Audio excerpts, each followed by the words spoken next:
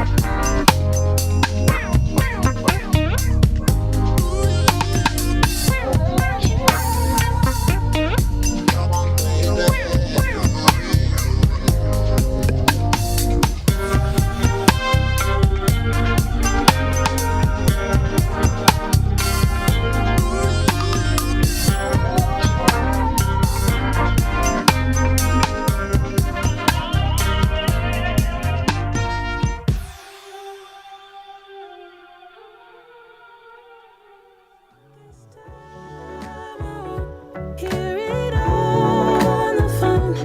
If you got something to say to me, then say it to my face. What it's all about, why you're bailing out.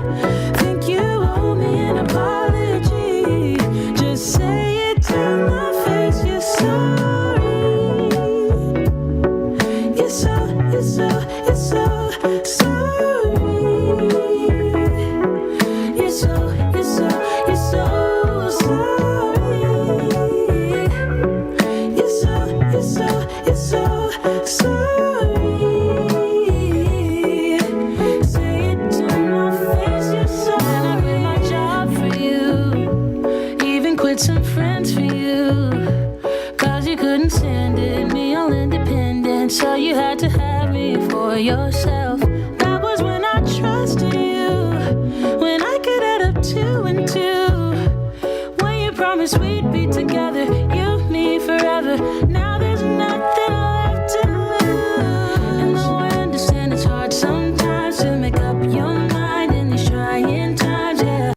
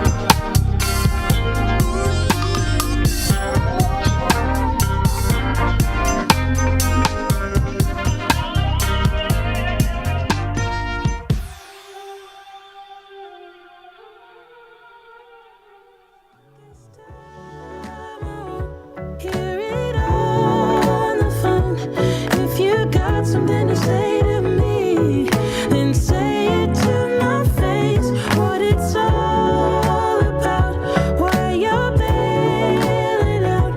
Think you owe me an apology. Just say it to my face. You're sorry. You're so sorry. You're so sorry.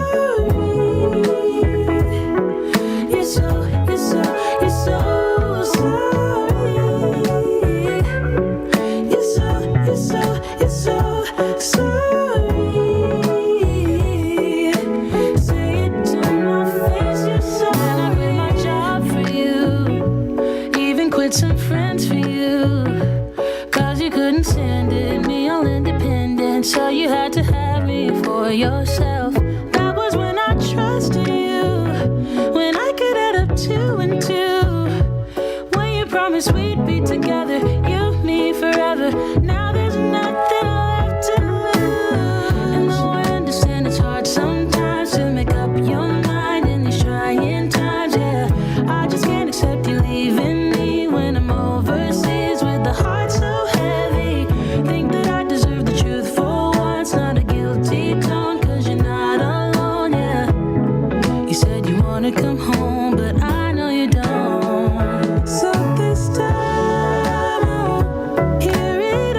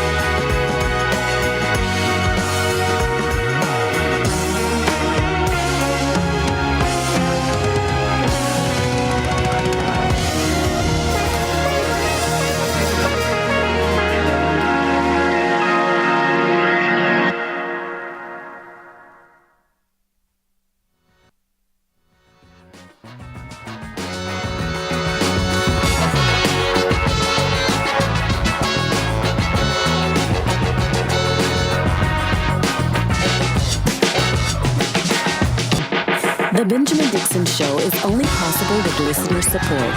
Go to www.patreon.com/The BPD Show.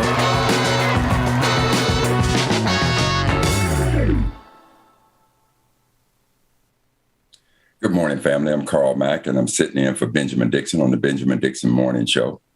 As we all know, on February 24th, Putin and Russia invaded Ukraine.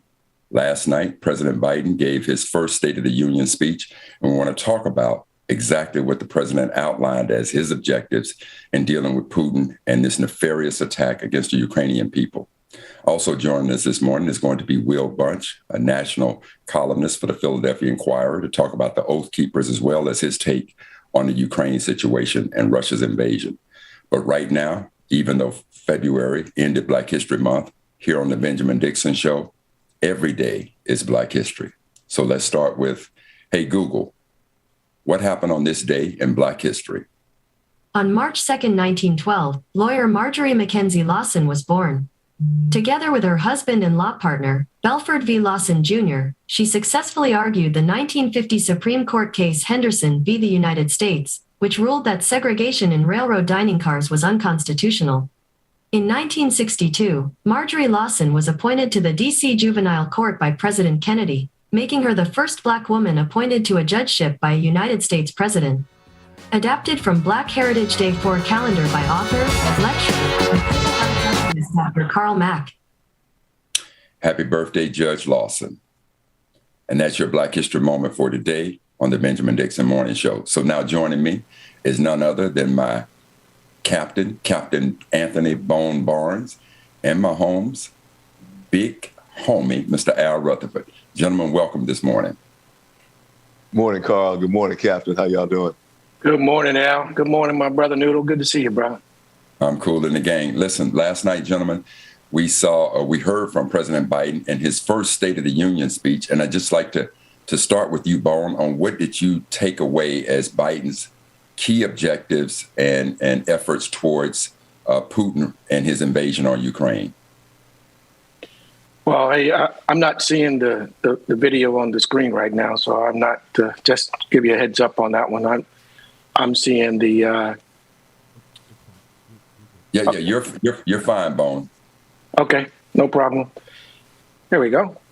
Well, I think that the president did a great job of laying out both a domestic message as well as a message to the international community about this war in Ukraine. Some of the great takeaways I took was he made it very clear that U.S. airspace being closed off to all Russian aircraft. That means commercial. That means the oligarchs that might want to travel here to do business. It is not going to happen. Mm-hmm. Their stock exchange is closed and it can't even open. It won't open for several weeks. I like the fact that he brought out the fact that Russia is now weaker and the rest of the world is stronger as a result of his actions, which is exactly opposite of what he hoped to ever accomplish. A big one for me was the fact that the European countries have now decided to spend more on their military than they have ever spent in the history of their countries. This is a major move for that we've been trying to accomplish for a while. Germany especially is going to spend 2% of their gross domestic product on the military. They got very comfortable while we were distracted with what was going on in Afghanistan and Iraq. And their economies cozied up to the Russian economy, and now that's not happening anymore. Mm-hmm. So he's really laid it out there, I think, very clearly, very succinctly. I was disappointed to see that he was heckled at one part of his speech by a Republican congressperson right at the one of the most poignant moments of the entire speech when he talked about his son, Beau Biden, having given up his life for his country, died as a result of some of the burning in the pits. And to get heckled and distracted at that very poignant moment, I thought was a travesty. In a moment where the country should be pulling itself together and showing unity across the entire world, we still have division within our own House of Representatives and our own Senate. That was a little disappointing. Yeah, I got to agree with you there, Captain Barnes. I got to agree with you there. And I got to say, I'm sorry, Carl, I didn't mean to Al, go ahead. Please, go ahead, Al. Go ahead. I just have to say that this isn't the first time that we've seen this type of response during the State of the Union from the Republicans. It's kind of who they are now. If you remember, when President Obama was speaking, a member of Congress actually stood up and said, "You lie."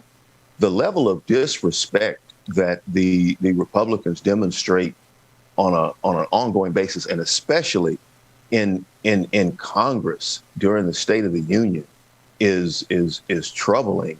And there should be some kind of repercussions for that. I just have to say, this is becoming pattern and practice. It's just something that they do, disrespect the president at the State of the Union. It's unacceptable. That's all. And Al, let me specifically go into the point that Moan made about what the president was talking about when he was talking about his son, and the disrespect came at that point. Because if I'm not mistaken, -45 was literally trying to get information as he was going into the election, trying to get information from Ukraine, if I'm not mistaken, about the president and his son. And I'm not quite clear about that. So I got to believe that you're aware of that. So if you could elaborate just a little bit on that.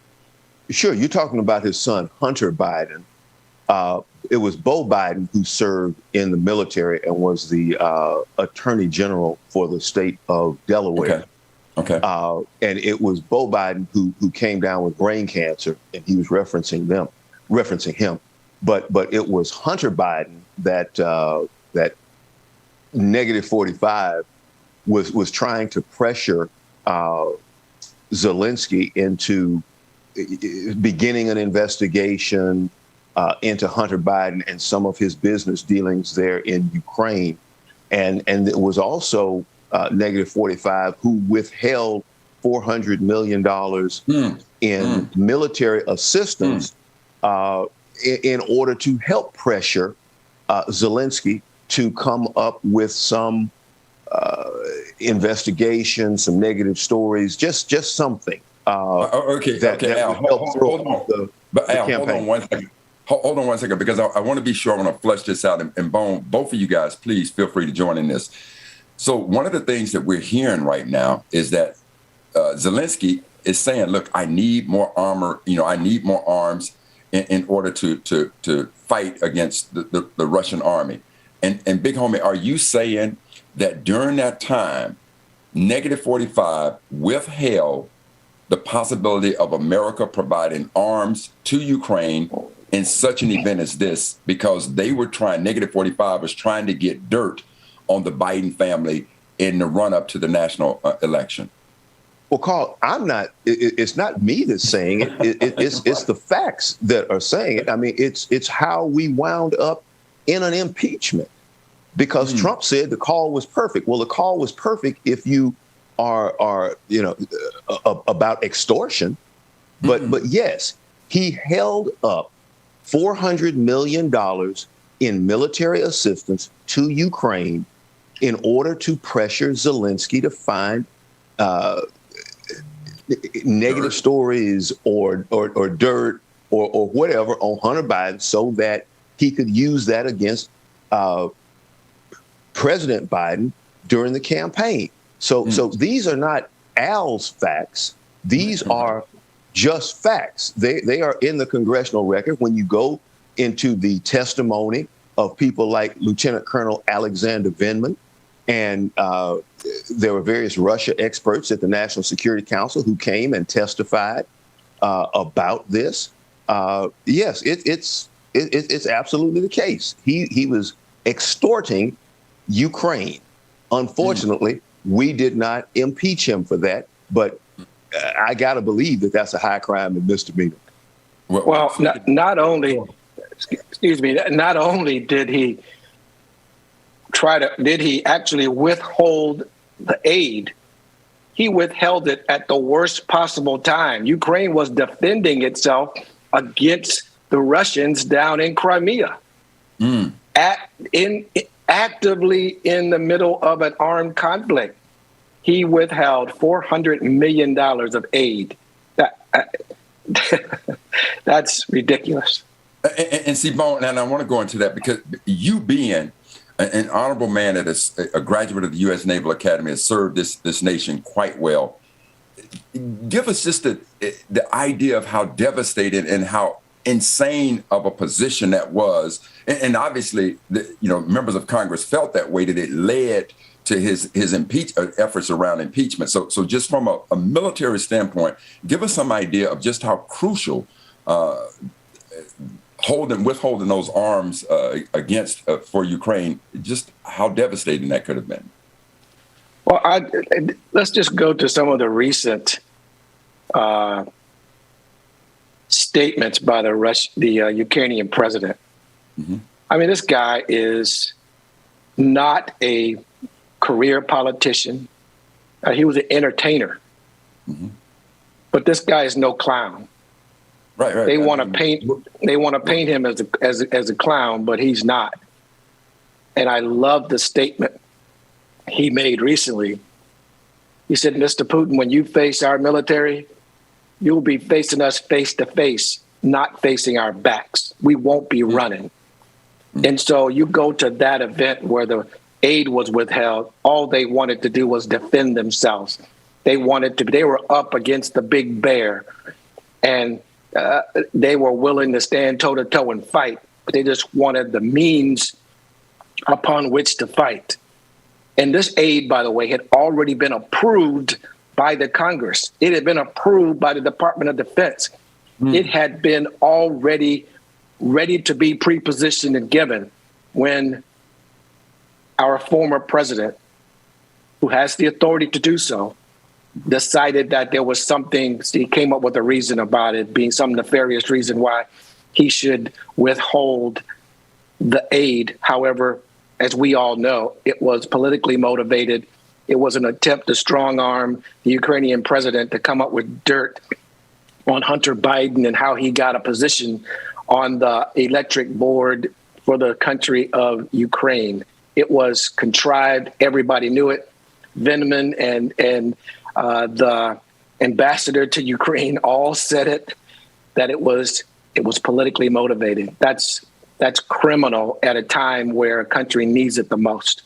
And criminal from the standpoint of obviously that's what led to the efforts around impeachment. So Big Homie, let me go back to you about the speech last night. Again, this is President Biden's first State of the Union address. And so what did you find as his key takeaways? What were your key takeaways from the president's efforts against Putin? Absolutely. Let me talk to that.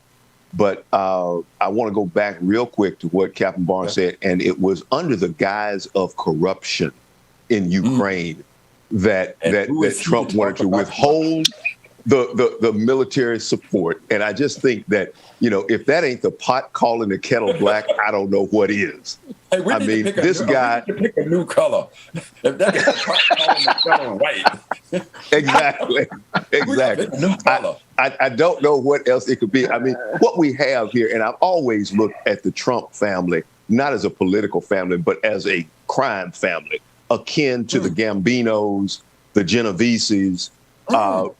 They don't understand right from wrong. So for him to say that there's corruption in Ukraine, first look in your own house. Get started there and clean that up. Now, let's go on over to what you asked about the State of the Union. A couple of quick takeaways from that. From what I saw, the approach one for unity remains intact. The bringing together of the NATO alliance, our allies throughout Europe are focused, and we are even gaining support from non-member NATO countries. So, one, his ability to bring back rebuild the alliances is working. Second, the funds that Putin has put away, he can't get to, so he's choking him off economically. Third, you see a situation where more military aid will be going to Ukraine now. So I see those as the three.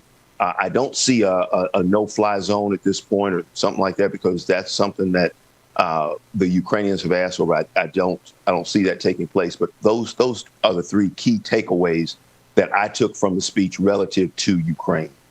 And good family, listen, right now, joining us on the screen is going to be our fearless leader, Mr. Ben Dixon. And I believe with Ben is going to be a noted national columnist from the Philadelphia Inquirer, Will Bunch. Gentlemen, welcome. Brother Will, welcome so much to the show, and looking forward to hearing your comments on both the Oath Keepers. And I know, Will, if I'm not mistaken, that you got some insight or an opinion regarding Russia's invasion of Ukraine. So welcome to the show. And Ben, I'm going to turn this over to you. Is Ben with us? There you go, Ben. Yeah. I'm here. Good morning, everyone. Brother Mac, I know everything is in good hands when I lead the ship under your command. And then also, good morning, Brother Rutherford and Captain Barnes. It is so good to see you. There's nothing like having distinguished gentlemen talking about in geopolitics on the international level. And to that end, we have Brother Will Bunch with us this morning. I had to call in. I'm on the ground in Jacksonville covering some stories. But when Will was available, I had to make myself available because he has the research into how regimented the insurrection is. When people think of January 6th, I think they think it is a fluke, but these guys are regimented. Brother Will, I want to turn it over to you. Yeah, Ben, thanks. First of all, thanks for having me on your show. It's really an honor. I appreciate it. The pleasure's ours. Yeah, so in the last couple months, we've really gotten an insight into what January 6th and this coup attempt by former President Trump to try and keep himself in power was really all about. And now, Will, I'm sorry. You used the word coup. So I know you're going to have some receipts for that, but please, I didn't mean to interrupt, but that certainly caught my attention to talk about just how nefarious this effort was, because I think most of us are just thinking that it was just a bunch of guys that got together, were upset about the election, and you're speaking about it being a lot deeper. So, Will, please proceed, my brother. Yes, I mean, absolutely. I mean, what happened, thank you for that. I mean, what happened on January 6th was really the culmination of weeks of, conversations among people on the right wing and in their various, chat rooms and online. And, you had several organized groups that were deeply involved in this. One is the Proud Boys, which is kind of a, thuggish organization of young white people. And the other is the Oath Keepers, which is probably a little bit more alarming. They actually formed, not coincidentally, when President Obama was elected in 2008. And it's largely a collection of people who have some kind of either military or law enforcement ties, ex-military, some active duty military, active duty cops and police officers, and they couch all this in the language of the oath keeping part is that, that they took an oath to defend the Constitution. But, in reality, this has largely been a vehicle for, enforcing white supremacy. And the leader of the Oath Keepers is a very interesting character. Is a guy named Stuart Rhodes, who he's a former paratrooper, and he did go to Yale Law School, and he worked for the kind of radical right-wing Congressman Ron Paul for a couple of years. And, since January 6th, we've learned that Stuart Rhodes and his top lieutenants were very involved on January 6th, that they actually went to D.C. and checked into hotel rooms on the outskirts of the city with what they call these rapid response teams. And here's the important thing I want to make this clear. Will, hold on one second before you go further. Yeah. You said top lieutenants. So you're talking as though there is a military type structure with these guys in their attempt of what do you mean top lieutenants? Is that what you're calling them, or is that what they refer to themselves as? Well, lieutenants isn't their formal term, but okay. Clearly it's I guess you'd call it a cadre, or a group that they have structure. They have structure. They're regimented. And they have a hierarchy. And they have more members than people realize, Really? And so, yeah. And, I think what drives this home actually is if you've watched any of the videos from January 6th, there's this dramatic moment where right in the middle of the chaos, you see this group of about a dozen men who were all, with backpacks and helmets and are very well equipped. And they're marching up the steps in a formation. It's actually called a stack. There's a name for it.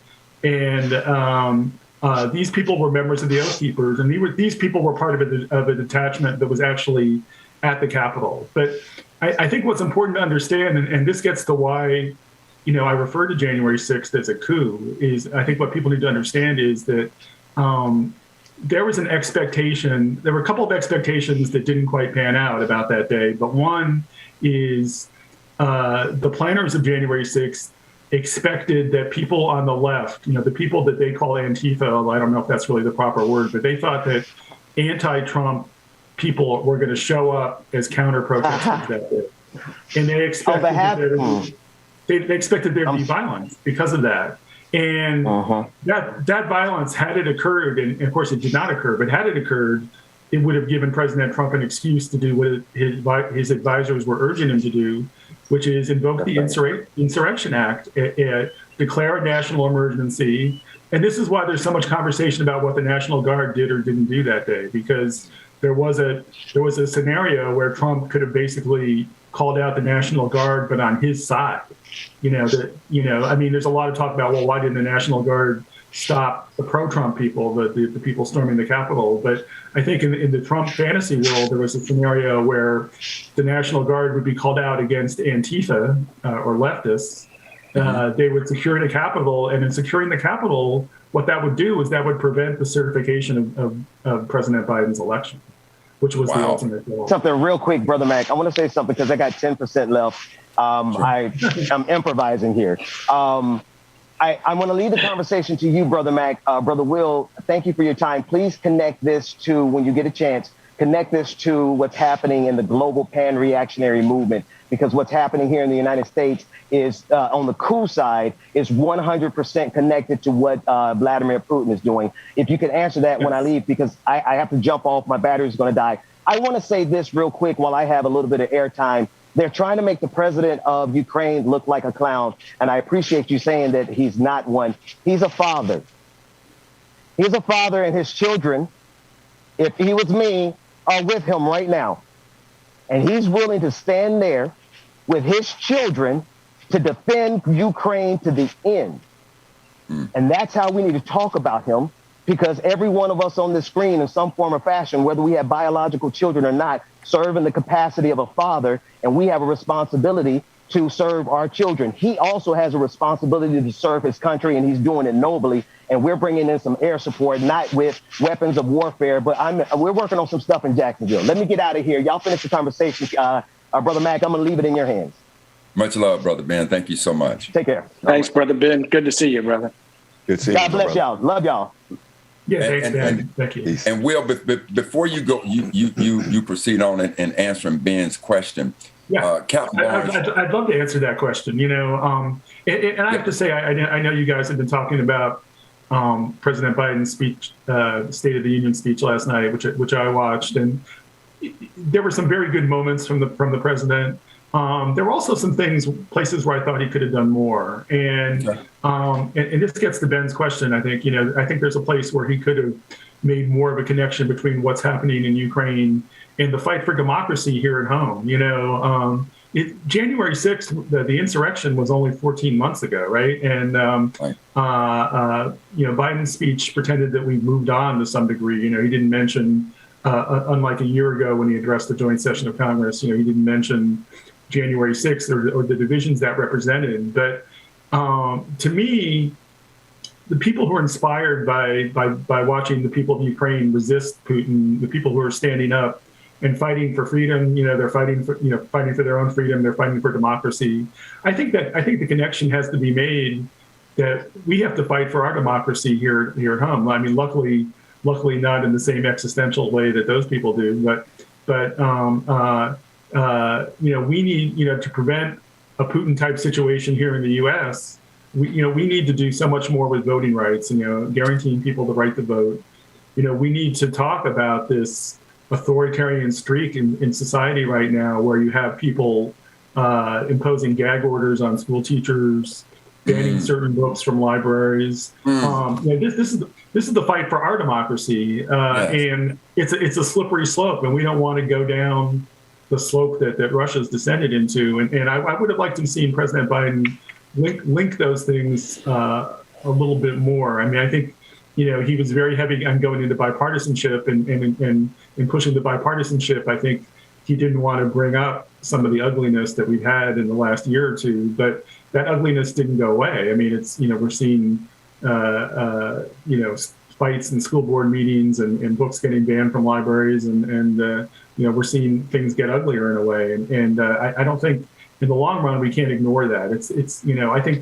I think the fight for democracy is one kind of fight in Ukraine, but it's another kind of fight in the United States, and we can't ignore the similarities. And I wish he had pushed that point a little bit more in his speech last night. I got it. And Will, so let me go back to the insurrection of January 6th. Sure. Obviously, with the amount of research and digging in that you have done, it is clear of the nefarious attempts of those insurrectionists to threaten democracy. What would be a just punishment or a resolution to the investigation into January 6th from your perspective? That's a great question, because, January 6th, from what we've learned, clearly it was a conspiracy. And, if you're going to prosecute a conspiracy, it's not worth it unless you really go after the people at the top. And that does, of course, mean Donald Trump, but it also means the people around Donald Trump, Mike Flynn, Rudy Giuliani, Steve Bannon. I mean, those are three prominent names, and there's other people. These people who set up a war room at the Willard Hotel in the heart of D.C. And were monitoring the protests and were communicating with Donald Trump back at the White House. These people, I think the case has already been made based just on what we know so far, and we haven't even had public hearings from the House January 6th committee yet. Those are coming, but I think the case is already out there that there was an organized effort to disrupt the workings of Congress on January 6th, to disrupt one of the most important functions of American democracy, which is the peaceful transfer of power, the certification of an election in which the party in the White House lost and the opposing party won.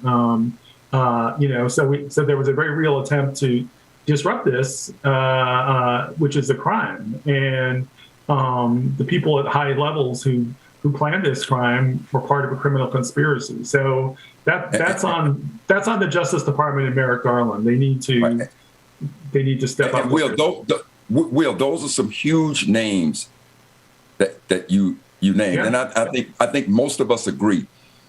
From your perspective, what's the likelihood that we will see justice rendered to those types of individuals, let alone the lesser ones? Because clearly what we've seen is some people being brought into, and I'm talking some.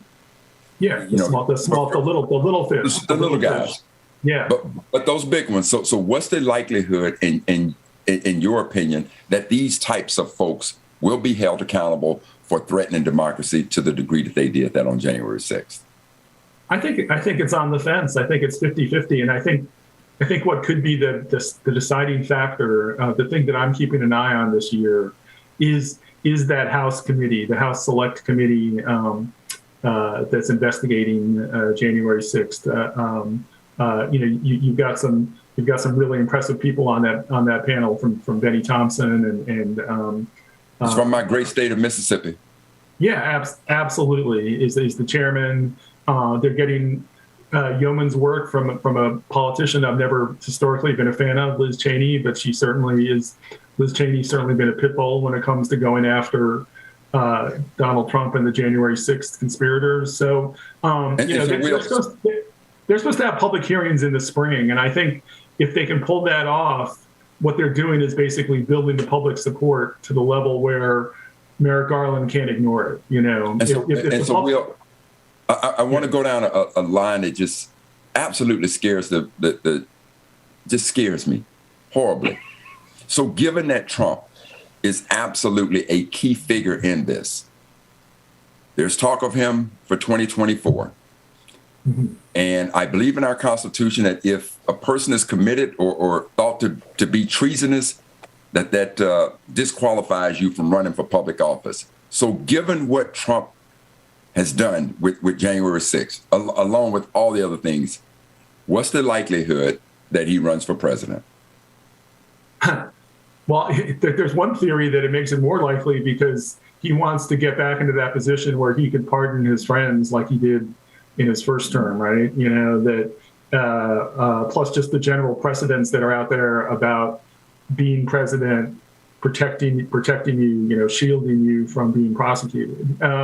We may have this. You could have this insane scenario where he's running from office basically to keep himself out of jail, which is just crazy. You know, but I mean the politics. I mean, I do.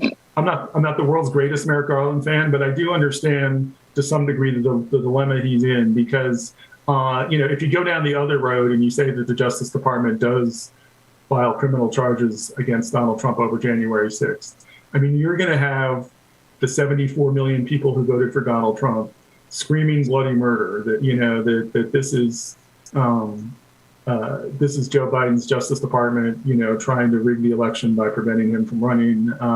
You know, we already saw, you know, don't forget the speech that Trump gave in Texas just a month ago, or less than a month ago, actually, in which he basically urged his supporters to, you know, I mean, basically he didn't say it, but basically do another January 6th if he gets indicted, you know, to show up and threaten these prosecutors who, on the local level, it's, you know, coincidentally or not, the local prosecutors going after Donald Trump happen to be African Americans, and he's you know, explicitly tried to add that racial element to this. Okay, which is appalling, right?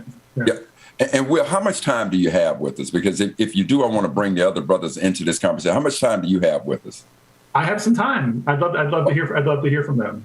Okay, good. So Bone and Big Homie and Will, we're gonna have to find you. We may have to call you Will the Brady Bunch. We have to give you a nickname because you. I don't know. I don't know about that one, but we'll work on it. We'll come up with a good one. We'll work on a nickname. But Big Homie and Bones and Bones, I want to turn to you now because, you know, being a retired member of the United States military, what your take on January 6th was, and based on what Brother Will has shared with us this morning.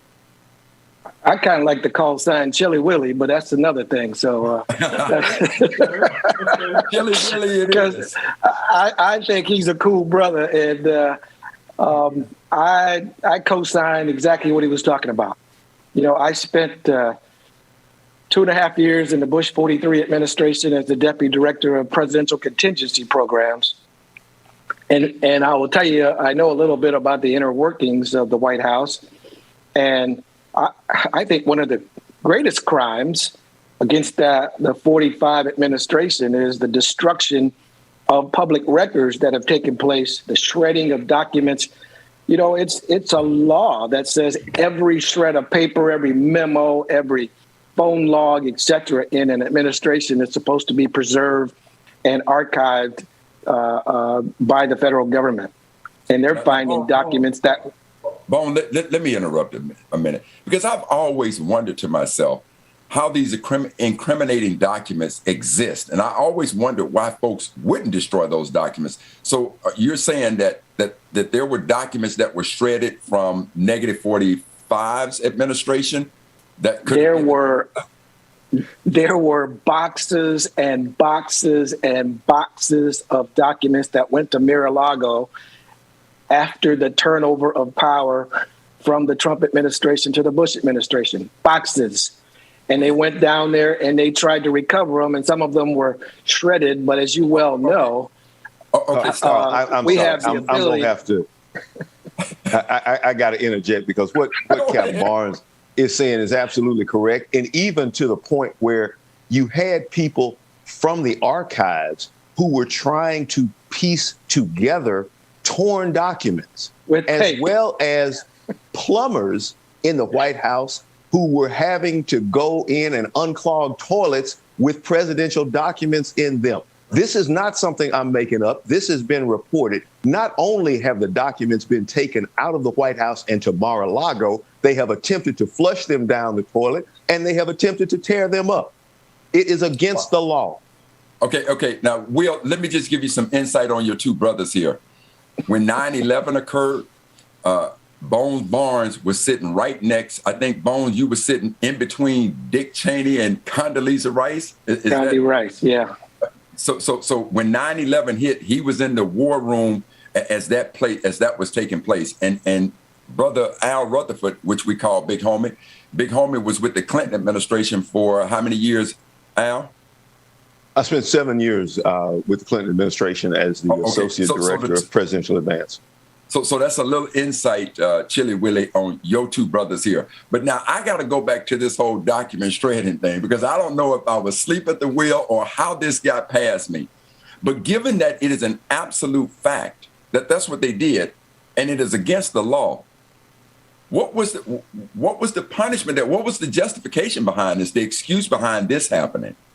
I think you have to go to Merrick Garland and the DOJ and figure out what are they going to do. But Will has already said that is there an appetite to prosecute, because you got 74 million people who would be up in arms about that. And one of the other things that Merrick Garland has stated about trying the insurrection cases is that he doesn't have anybody on his bench who has knowledge or experience in trying an insurrection case. Now, I don't think that's enough not to do it. I think if you're the attorney general, you go out and you find the right people to prosecute. You bring in special prosecutors to do that. But just saying, hey, I don't have that resource internally, I don't think I can do it. That's not enough to me. You go out and you find the right people and you hammer that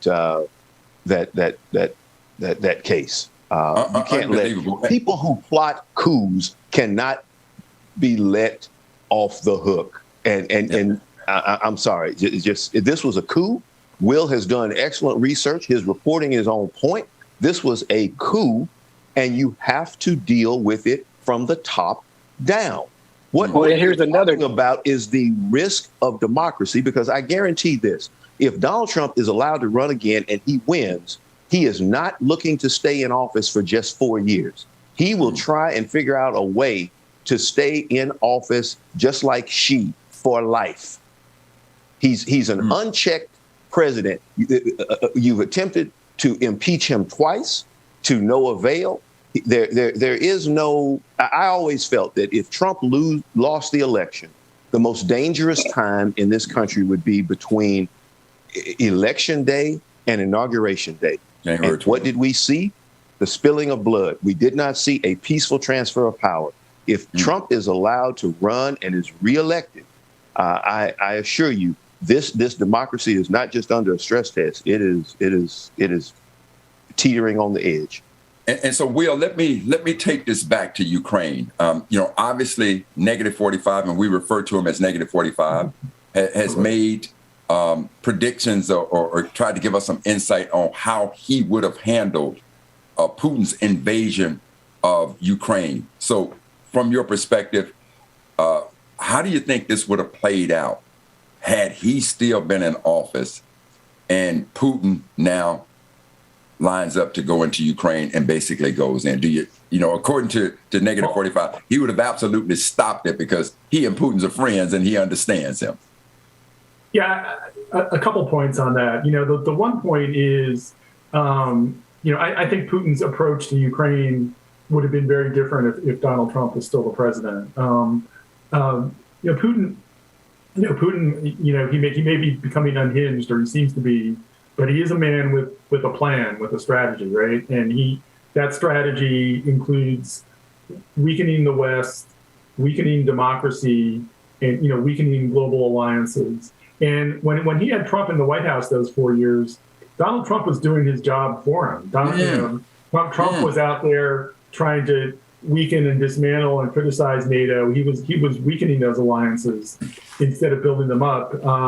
And the other thing is, Putin very much wants a divided United States. I mean, he wants Putin, I'm sure, loved January 6th. I mean, he wants things like that to happen, and that's why they put effort into helping Donald Trump get elected in 2016. Why you had those troll farms, those internet provocateurs online trying to stir up support for Donald Trump out of St. Petersburg in Russia, because they knew the effect that they would have. So it's telling that the minute that Donald Trump leaves the White House and Joe Biden becomes president, Putin's strategy changes all of a sudden. Now, the only way he can deal with this threat that he believes, ridiculously in my opinion, but this threat that he sees from Ukraine, his only way to deal with it is through brute force, which he didn't feel he needed to do with Trump.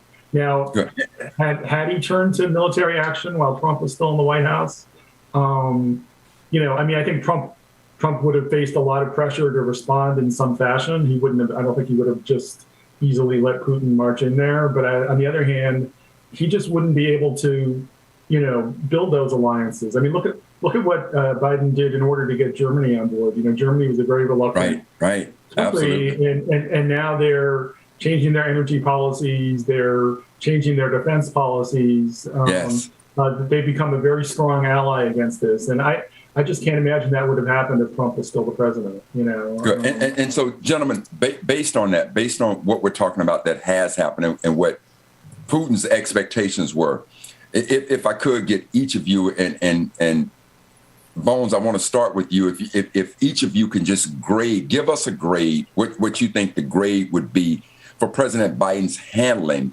of just this issue. I'm not dealing with his domestic efforts, but just his dealings around Putin and invading Ukraine. If you had to give him a grade, what would that grade be? And if you could give us some insight as to why you would give him either passing or failing grade. And let's say on a scale of 1 to 10, how would you grade him? Bone? Okay. I'd give him a strong B plus, a 95, 94, 95. And the only reason I don't give him a strong A. Bone, that's normally an A. 94, 95 is normally an A for me. Not when you go to Naval Academy, it ain't. All right. It takes a 97 to get there, in my opinion. Anyway, it's a B plus from me. And the only reason I don't. That's right. The only reason I don't give him a much stronger number is that, and I really hate to say this because this is a part of the Republican rhetoric, but I just would have liked to see him impose the sanctions sooner, before, the firing started and the atrocities began. I think that stronger sanctions might have, and the sanctions aren't designed to keep something from happening, because it's not going to. But I think it makes them think a whole lot longer before going across the line. Sanctions sooner, in my opinion, would have been the way to go, because these sanctions, like you promised, they are exceptional. They are strong, and they are hitting the economy of Russia, the oligarchs. I mean, when you can't touch your $300+ billion war chest, that's got a significant impact. And as I've said before, Russia isn't a wealthy country like some people believe. They have wealthy people. They have exceptional wealth by a small portion of the population, but it's not a wealthy country. And therefore, the amount of money they're spending on this war, amassing 200,000 troops on the border, et cetera, that costs a lot of money. But you can see that they haven't logistically funded this thing properly. And when you run out of gas and you're running out of beans and bullets, that's not the way to fight a war. So I think that the sanctions are strong. The sanctions are good. I would have just liked to seen them put up there to make them think a little bit longer about the action that they were going to take. And therefore, they could have had a stronger impact from the beginning, because they take time to have the effect. And so if you put them in sooner, the time clock begins to run immediately as opposed to after the actions have happened. Well, take in mind now when they pushed the button on Swift and cut him off the Gmail, that was instantaneous. But now, Big Homie, I want to go to you, and Big Homie, unfortunately, you're an SMU graduate, and we now understand that the bar for a B+, Go Mustangs. 94. That's a tough curve, man. Let me tell you. 5 slammer jammer, brother. Willie Chili, you better get ready for this grading scale.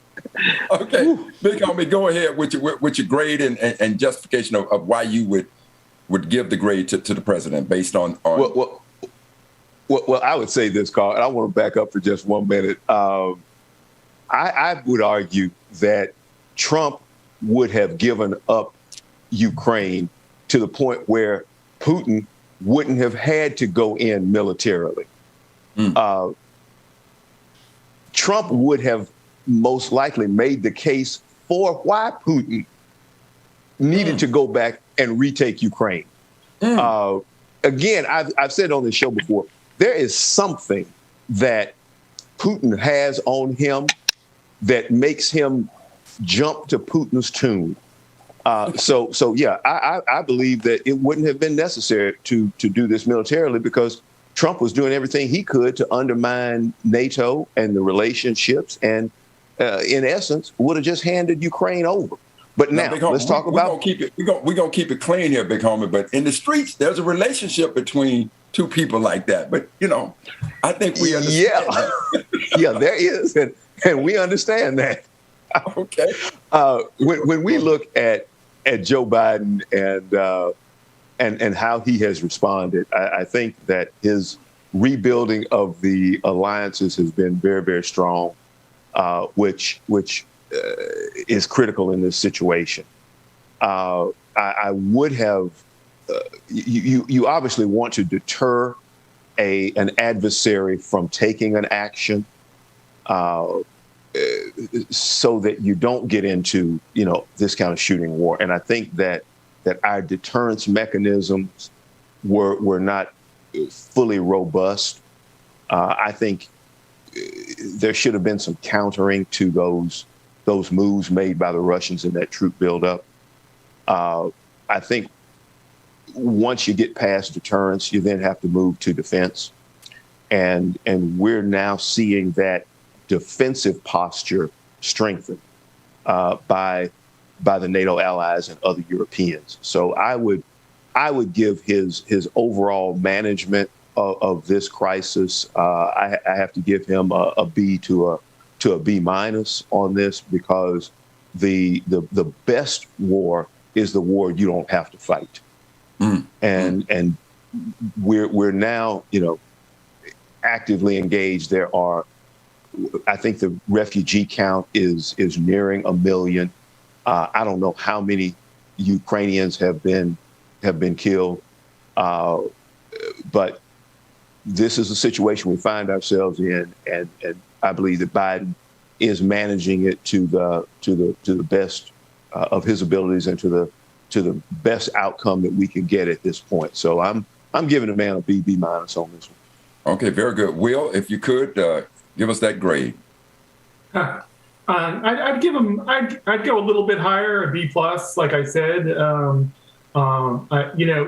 in rebuilding these alliances with Europe, he had to undo the damage that 4 years of Donald Trump did, and so he wasn't starting. He was kind of starting in a hole to some degree. So I think just for that alone, I think he deserves some credit, and I think the overall goal here is, to do the most we possibly can to help Ukraine out without starting World War III. I don't know how else to put it, So, I mean, I think, some of these suggestions that the U.S. tried to implement a no-fly zone over Ukraine, those actions, unfortunately, I mean, obviously we want Ukraine to win, but those actions would be so provocative that they could trigger World War III. We don't want to be thinking about, Vladimir Putin's big nuclear arsenal, which he's already put on high alert.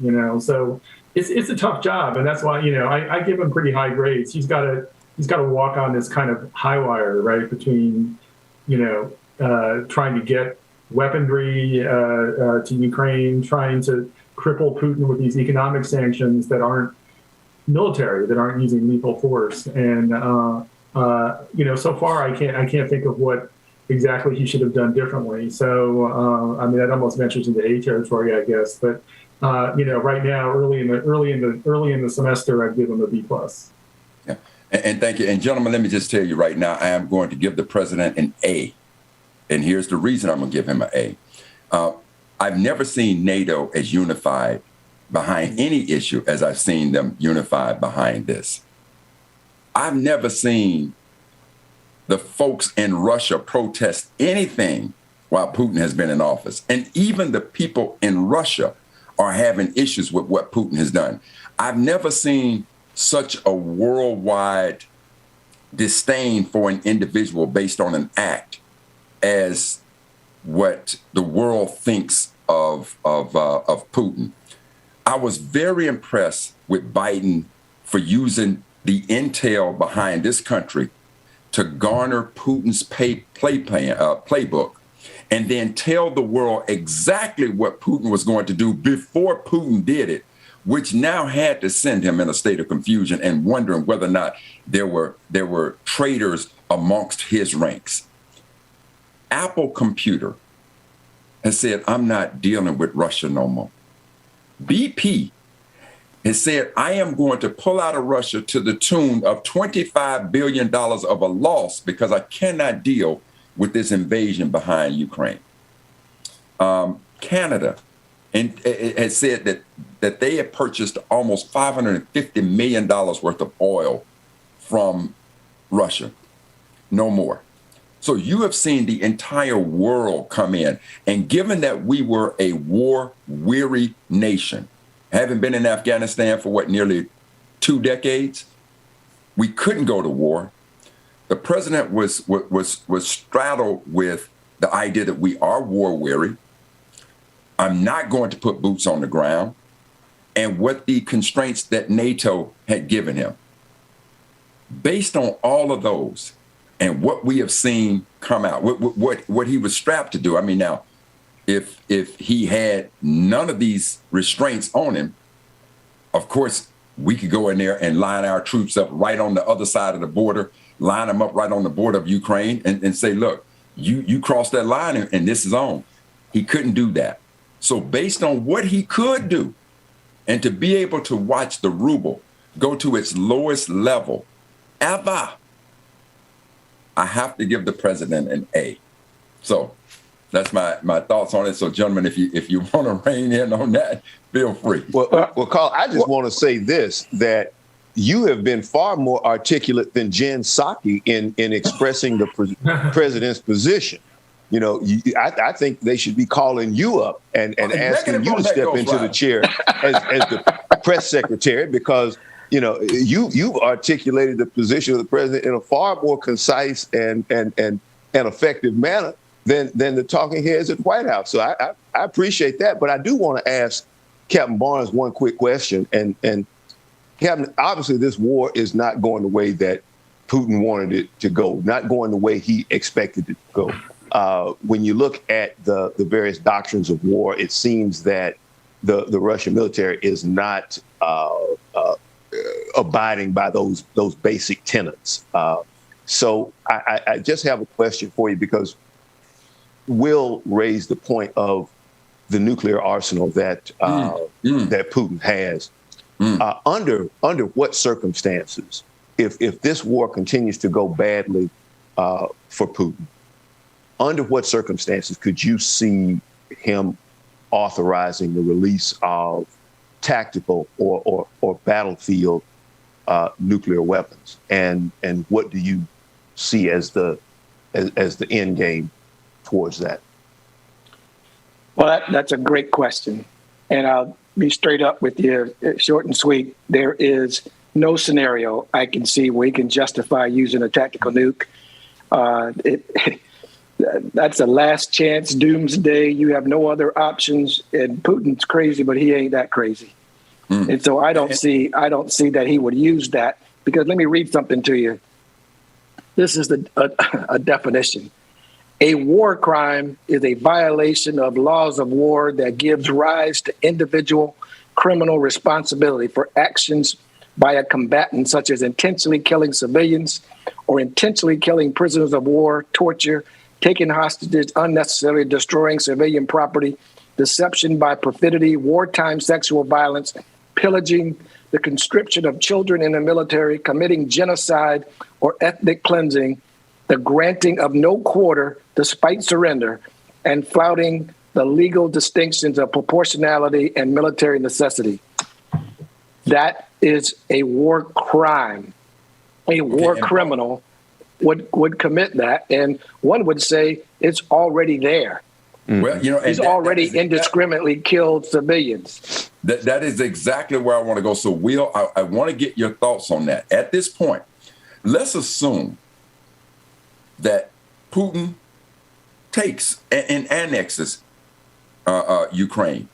Will Putin be brought up for war crime and war crime charges? And if he is, what does that mean to his ability to lead the Russian nation if he's brought up on war? Well, first of all, do you think that he's committed acts that would get him labeled as a war criminal?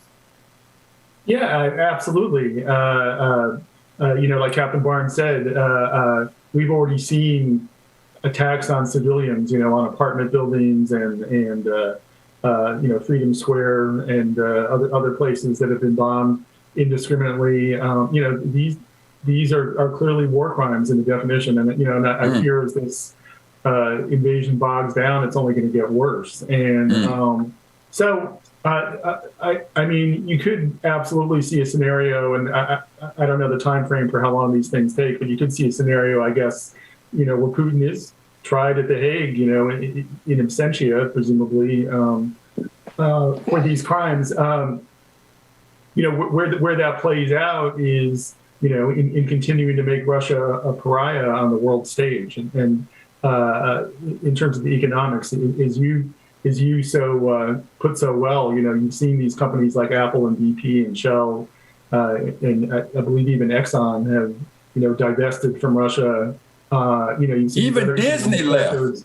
Yes, exactly. And even Mickey Mouse said, "Get me out of here."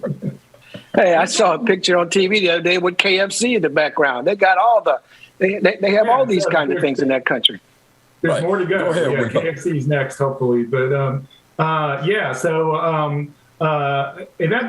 this is only 1 week, right? So what would months of that kind of economic pressure do to Putin's regime? Which if he's having to defend himself against war crimes, they're not going to let up those sanctions if the war criminal is at the helm of Russia. So. If the country is degraded and destabilized, at what point does it collapse? I think that would be the long-term question. Good. And so clearly, I think we all agree that he's already committed war crimes. So now, Big Homie, I want to turn to you because, Brother Will has said The Hague. And so if you could explain to us that if the world believes that he's committed war crimes, tell us what The Hague is and how do you get him there? Well, The Hague is in the Netherlands. It's where the World Court is located. The World Court? The World Court. World Court. Located in the Supreme Court. This is the world. Yeah, this is the court for the world, where you have done such things that are so bad that the world finds them abhorrent. These are just things that are so bad that the world says, no, this cannot go. And so what would happen is a case would be brought against Putin for the actions that he's taken relative to Ukraine. And as Will noted, this would take place in absentia because you cannot send the World Court police into Russia to pull him out, to make an arrest and lock him in a cell in the Netherlands. But they do everything just as if the indicted person was there. They present the evidence. If there is someone to represent the accused, that person has an opportunity to speak, and then ultimately a tribunal says, yes, we have convicted this person in absentia, means that they were not in the courtroom at the time. But all of the evidence was brought forward. It was reviewed under the rules of evidence, and that person was found guilty. And then a sentence of some type is handed down. Now, what can happen is once that person leaves office, and let's say they try and travel outside of that country, sometimes we've seen situations where those people have been seized and then taken immediately to the world court, and they would typically use a police agency like Interpol or something of that sort. And then sometimes they will pass that to a military unit that is duly authorized in this particular instance to carry out this particular action on behalf of the world court. So one name for you is Slobodan Milosevic. Milosevic, that's right. Okay, convicted of war crimes in Bosnia-Herzegovina. And you basically at that point are cocooned within your own country because you can just about guarantee you leave the security and safety of your safety net. And, you know, I read this yesterday. There's a 19-year-old that has been tracking on the internet Elon Musk's travel around the world. He wrote a computer program that allows him to know when any of his private jets take off or lands anywhere in the world, and he's published it on the internet. And so they have supposedly considered doing that to all of the Russian oligarchs and publishing their location worldwide on the international internet. And they don't like that a whole lot. And so you can rest assured that if Putin is convicted by an international tribunal of a war crime, they will track his movements 24/7, 365, and he will not be able to leave his country ever again. Ever is a long time. Outstanding. Listen, gentlemen, we got to bring this to an end. And Brother Will, listen, I got to tell you, I have absolutely enjoyed the insight that you brought to us about the Oath Keepers, your insight on Ukraine, on this situation, and just know that there's an open door policy, because I got to tell you, I like the four of us mixing this thing up, and I hope you've had as much of a good time in informing us, because you've certainly been educational and giving us some insight, because I will tell you, Will, I had no idea about the depths of this coup, the way that it was a conspiracy. So know that you're welcome back. Brother Bones, big homie, all welcome back. That's so kind. Yeah, and so we'll look forward to having you all back. Family, stay with us next as we get ready for Like It or Not. All right.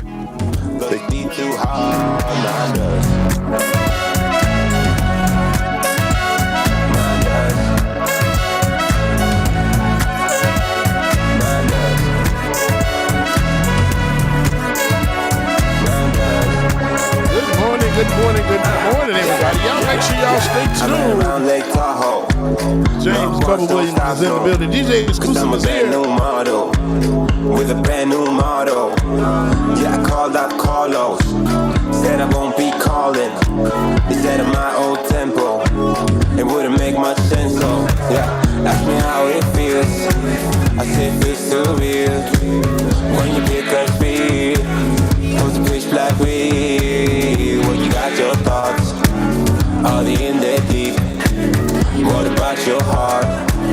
Does it beat too hard? My life.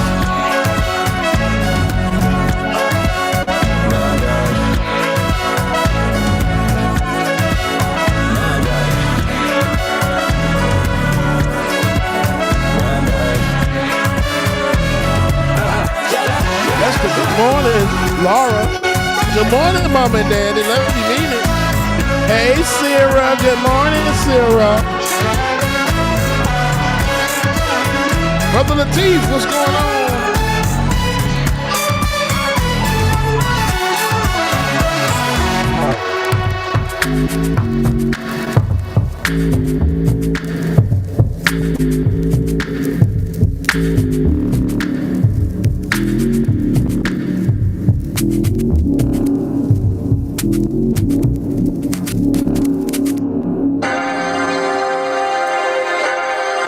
Y'all make sure y'all stay tuned, man. We got Like It or Not starting up next, so make sure y'all stay tuned.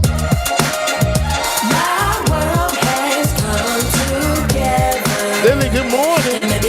Laura Estrada, good morning.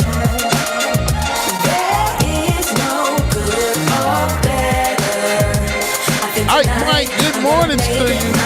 I stepped out, stepping on necks. Little bag. Juanita XOXXO Bob, good morning. Slack Panther, what's going on? Raina, good morning. Got new levels and new devils out the Heart, good morning. Ain't no worries, life gets better when you find you. And if you mind you, peace will abide and hide you until it's time to start anew. So live it up, be grown, ain't got no curfew. Who brought the bad vibes? Tell that bitch move. Walking all in my inner, that's a bitch move. Press that I arrive, now that I survive. All your sad attempts to send me to the sky. But I've been man, so what's going on? Good morning to you. I was always this fly. Oh yes, and that's probably why you're mad. Don't let Evie turn you into a trash bag. So get glad, find out why you sad. Miss Nuru, Melanie Dennis, good morning. Brenda Johnson. It's time to turn that mirror on you. Put it up close for a clear view.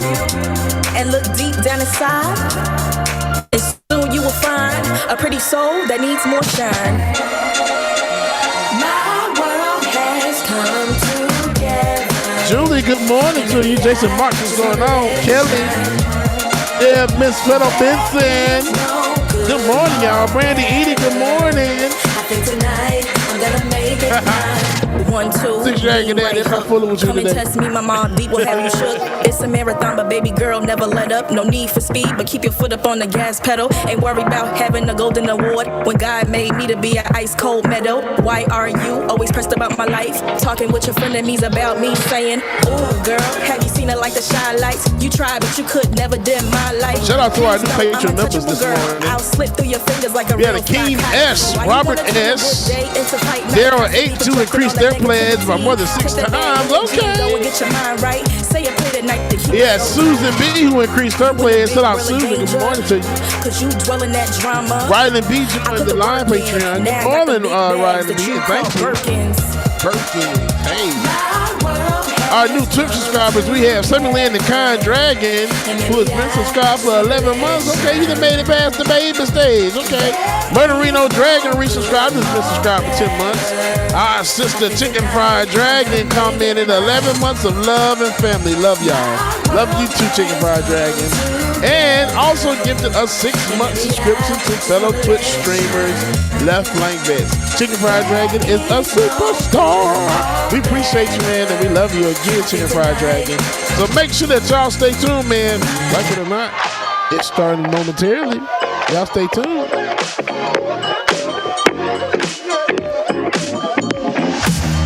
Got an appetite, let's bake ourselves a treat. What you've been mixing, serve it up the way you The Big Beast, good morning to you. The way you shake, you stir, you No Humanist, good morning. So thick. Push up and butter me. Mara Cerise is in the building. Good morning, sister. We don't need a recipe. Whip that cream, baby. Pour that sweet on me, baby. Shade up. We can cook up, we can syrup when we hook up, just you and me. Whip that cream, whip that. Beat this oven up like 5,000 degrees. It's almost ready, we've been craving this all week. Baby, you want it, I got it. I'm hooked on you like phonics, gotta be honest. Roll the Dragon. And this ain't no time Good morning. to be modest. Rachel Atwood, good morning to you. GB404, good morning. We don't need a recipe. Whip that cream, baby. Pour that sweet on I don't know what's going on with my internet this week. This is the first time it's ever done this. Cook up, we can syrup when we hook up, just you and me. Whip that cream, whip that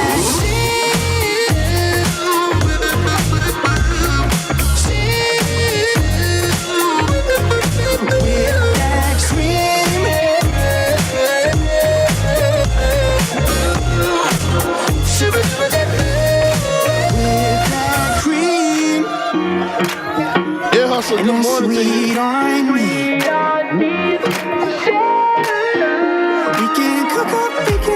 syrup when we hook up, just you and me with that cream.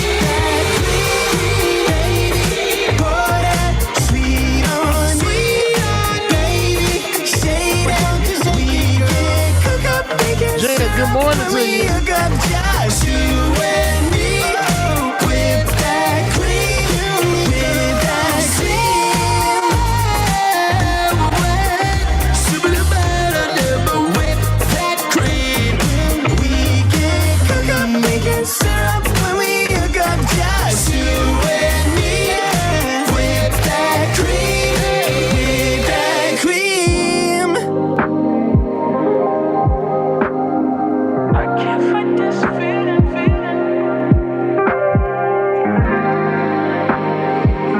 Brother Bryce, good morning. Kelly, good morning. Christopher Shaw, good morning to you.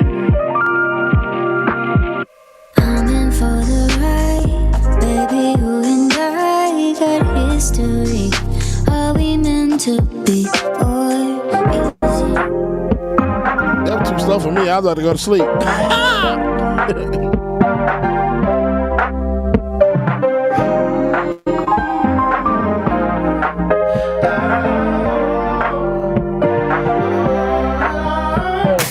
You can't break my focus. All I got right now is attention. Give me the divine intervention. Hey, you done got me started. Every day is just the beginning. Take it to the bank, now I'm winning. Oh, oh, oh. Call me crazy, tell me lies. It won't stop me, watch me rise. No more anchors holding me down. Now all I need is more. One more hour, one more minute, one more chance for me to win it. Yeah, every time I Y'all make sure y'all stay tuned, man. We got Liking and Not starting up momentarily. Latif, what's going on? Good morning. every mountain, keep both eyes on the top, and nothing's gonna tell me to stop. Oh, push me through the fire. All I'm gonna feel is the heat burning underneath of my feet.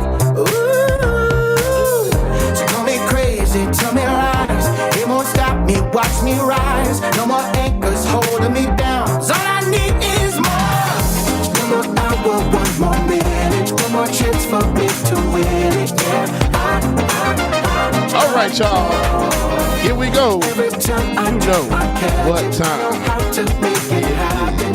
Like it's about to go down.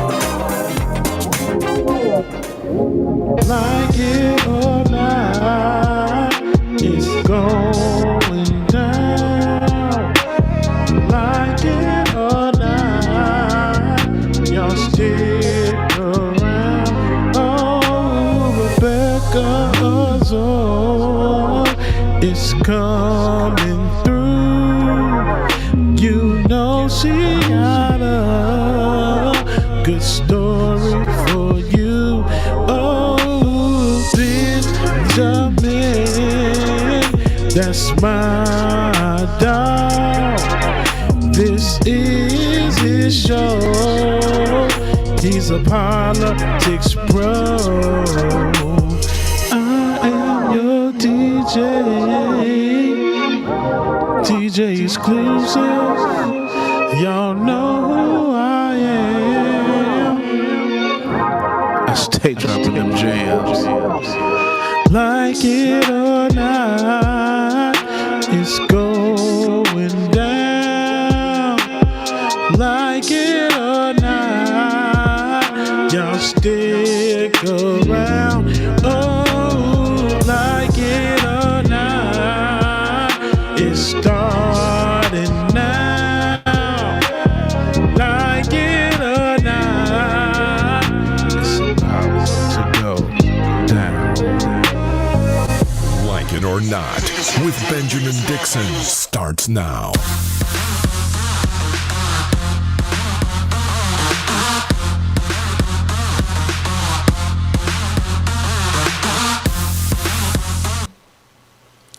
Good morning, good morning, good morning, people.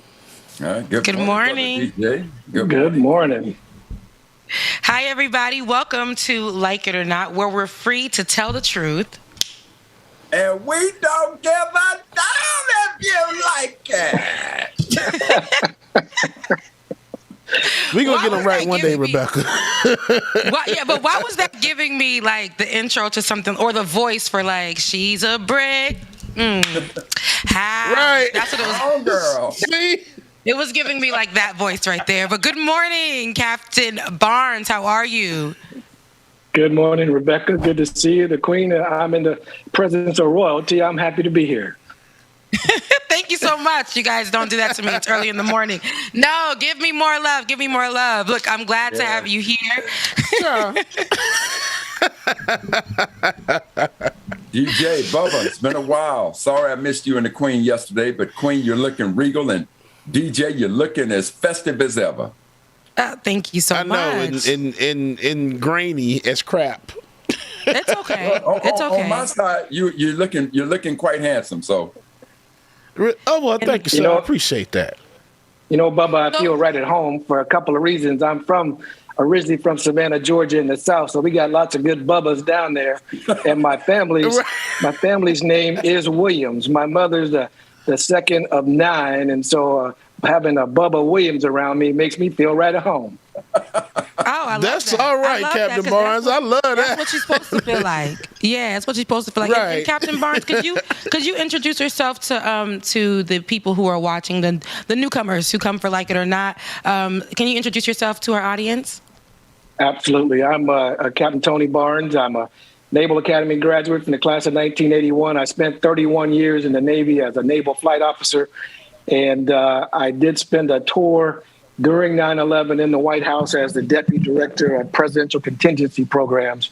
So Carl and I go back to the days when I was the Chief of Diversity at the Navy Recruiting Command and eventually the Diversity Officer at the Naval Academy as my last tour. And so we combined to do some great diversity events and expose young people to the beauty of STEM and what kind of careers that could render them. And so that's my connection to my wingman, Carl. And I've been on the show about 3 or 4 times, and I'm happy to be here again today. Okay, Queen, you've been on the show. Go ahead. Queen, let me just tell you, his call sign is Bones. And one of the things that was amazing of the many things that we did together, we used to give away scholarships to African-American students. And Bones, if I'm not mistaken, the highest scholarship that we would give to one individual student was $180,000. That's the approximate value of a Navy ROTC scholarship at a college or university. So almost $200,000 in a big check. Yeah. Wow. And so, Queen, we would literally be at our conference. There may be 6 young black kids on stage. 2 or 3 of them may have a check. The highest 2 or 3 of them could have a check for $180,000.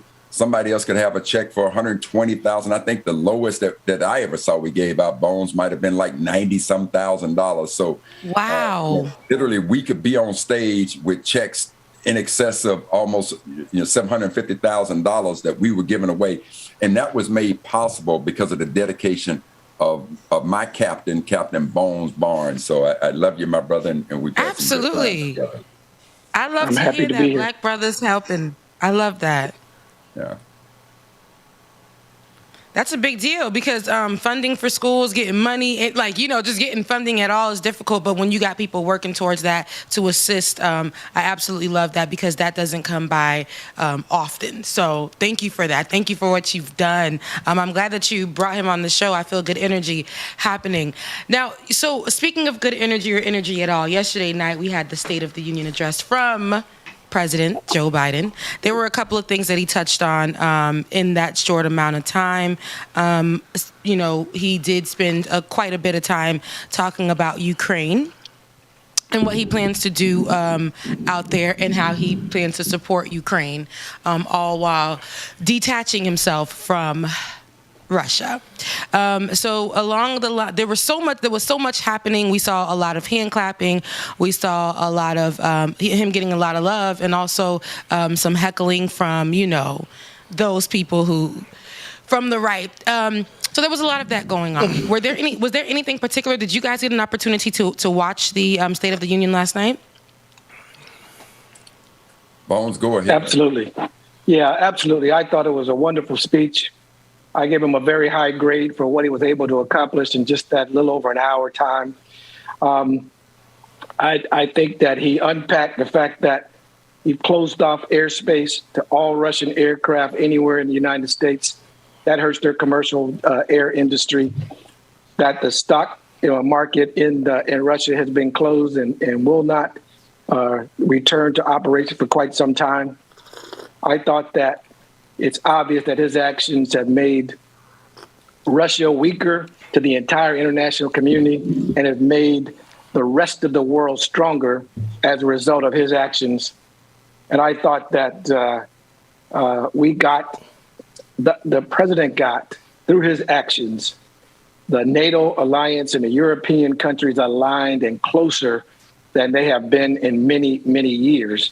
And I've been critical of the fact that, the sanctions took a while to put into place, but I give the president's prop because the amount of effort it took to reestablish the U.S. as a leader of NATO and as a leader in the entire world, that took time to reestablish that because the previous administration had broken it and torn it apart.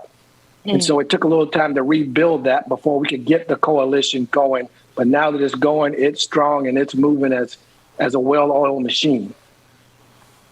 And Queen, had I been there for the president and he gave his speech, I would have gave it a little different. I would have put a little soul into it. I would have said to the American people, listen, fam, I need you to trust and believe that what we've done to Putin is about seriousness.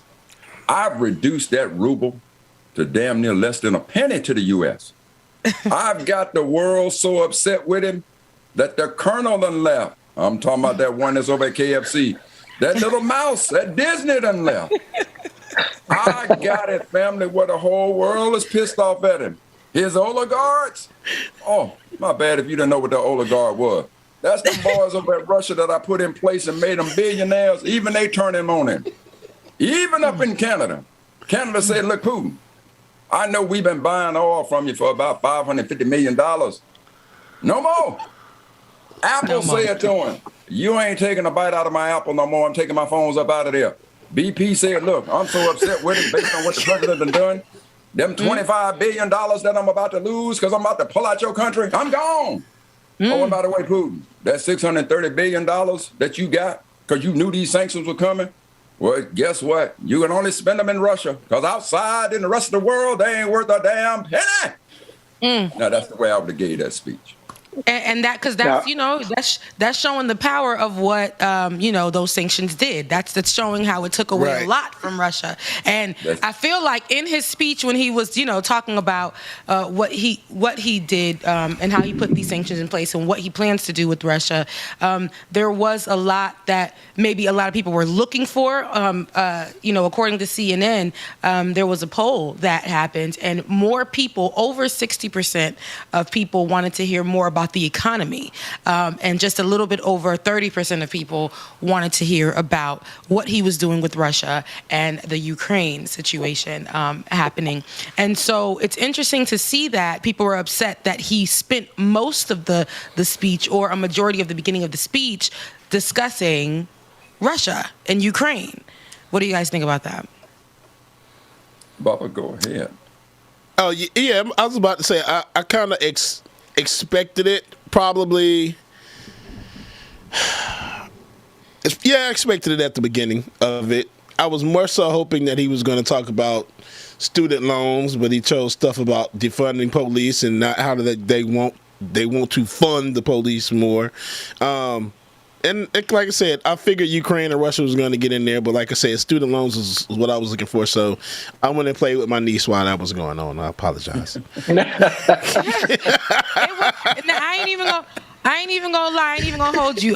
Watching it was kind of, I'm like, it's giving pep rally, but where is the spirit? I mean, I need a little oomph in your spirit to let us be, like you said, a little soul. You're a little believable, but about the defunding the police, I wanted. I have a clip of that. I want you guys to hear exactly what he said when he thought he was being innovative when he said, "Fund the police." Let's take a look. On this night, on our 245th year as a nation, I've come to report on the state of the nation, the State of the Union. And my report is this: the State of the Union is strong because you, the American people, are strong. We are stronger today. We are stronger today than we were a year ago. And we'll be stronger a year from now than we are today. This is our moment to meet and overcome the challenges of our time. And we will, as one people, one America, the United States of America. God bless you all. And may God protect our troops. Thank you. Go get him. So that wasn't the clip, right? That was towards the end. That was the end of the speech. However, while Dwayne, you find that clip, but this particular portion of the, you don't have it, Dwayne? No, it's not there. Oh. Yeah, but Queen, let me say this about him spending more time on Russia than maybe other issues. One thing that we should keep in mind, and I didn't have a problem with the amount of time he spent on Russia for this simple reason. With the exception of -45, it's rare in our lifetime that we'll see a world leader as maniacal as Putin. And to underestimate that Putin would not put his finger, and he's already put his nuclear arsenal on red alert. So if Putin pushes the bomb, what the hell is it gonna matter about student loans? It ain't gonna matter. We would be in a part where the world could be destroyed. So for me, for him to focus on Russia invade, and it wasn't so much, the thing that I enjoyed was I didn't feel like his comments were about Russia as much as they were about the maniacal megalomaniac that is Putin and what he is capable of. So for me to spend the kind of time to say how he's trying to just act like a boa constrictor and wrap himself around him and just strangle him every time he takes a breath, messing with the oligarch, messing with his money, unifying NATO, bringing the world together where the world is just demonized and just looks at him that way. I personally found it enlightening. But now keep in mind, from a domestic policy standpoint, the idea that he hasn't done the same, spent the same type of political capital to protect our voting rights, that's a little disconcerting to me. But ain't no but to that. And I will give him some love because of the sister that he nominated for the U.S. Supreme Court. Mm-hmm. So that was kind of my takeaway on some things. Yeah. Mm-hmm. Yeah. Dr. Matt. Well, I will say. Go ahead, Dr. Martin. I would say that the one extremely disappointing part of the entire event last night was at the most poignant part of the speech, where he talked about support the veterans, to support the veterans' health care, and the fact that they were going to spend more money and more time studying the effect that these burn pits have had on veterans that fought in the Gulf War.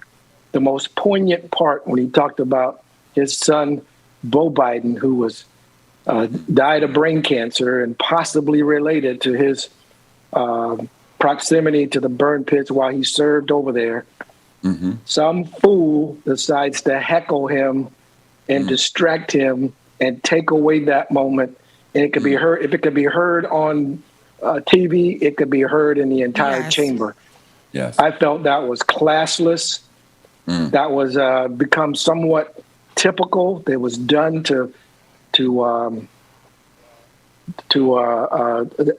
President Obama during his speech. The guy stands up and calls him a liar. I mean, you tell me what civilization that calls themselves leaders, and that word leadership means a heck of a lot more than some folks define it as. You can't be a leader if you're an idiot. And that was an idiotic move last night. It was poor. The entire nation, the entire world is watching that speech. And to stand up and heckle at that moment, I thought was it was disconcerting to hear it from my perspective.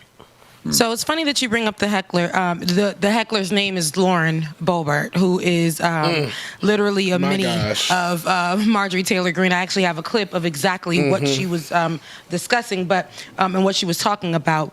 Before we get there, Dr. Mack, I'm just gonna say this, and then we're gonna go to that clip because I know we could be on it forever. Now, about them student loans, right? I'm just gonna say this right here. About them student loans, right? It ain't. The war hasn't. There is a war out there. It is happening in Ukraine and Russia. And of course it affects us. But while it's going on, they still got us paying it. So while we weren't worried about it right now, because they still got the mail coming over. I got stacks of mail right here. They still got the mail coming over during this time. So even, why can't we just kind of touch on that right now? That's all I got to say. But the heckler's name is Lauren Boebert. And look, real quick, I was going to say the same thing. I was going to say the same thing. I said, Dr. Mack, them warheads can still fall, but you know what's still going to be there? Them goddamn student loan. They gonna make sure that mail gets to you. They gonna make sure that the mail gets to you. Okay. I'm gonna be in somebody's iron bunker, and I'm gonna get a notice talking about, hey, your student loan payment will be restarting in 5 days. What the hell? Oh Lord. I don't have no house to stay in. Okay, so wait, no, you know what? We could. We're having some issues, some technical difficulties with these. Oh my God! With these clips, however, it's a lot happening right now in America.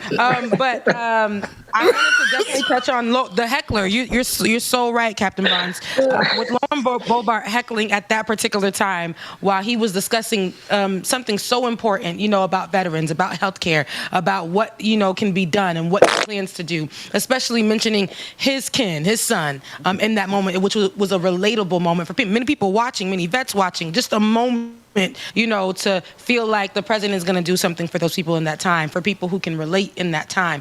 And for her to heckle she screamed out 13, and I wish we had that clip. Unfortunately, we don't. But she screamed out the number 13 because she was trying to say, because Biden pulled the people from Afghanistan out, 13 soldiers were killed. And she was trying to say that that's what she wanted to bring attention to. That was more important in that time. And it's funny because it's like, when I hear things like that, I don't know what goes on in these people's minds.